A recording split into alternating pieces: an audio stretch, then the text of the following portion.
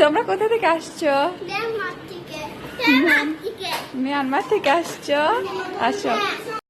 তোমার নাম কি? তোমার নাম কি? তোমরা মিয়ানমার থেকে আসছো? তোমাদের ব্যাগের ভিতর কি আছে? খাবার আছে? তোমরা কয়দিনের জন্য আসছো? কয়দিন? একদিন। একদিন কোথায় থাকবা?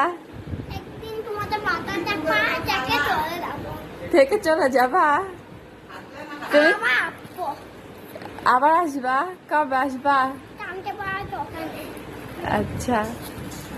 আর তুমি তুমি কিছু বলবা?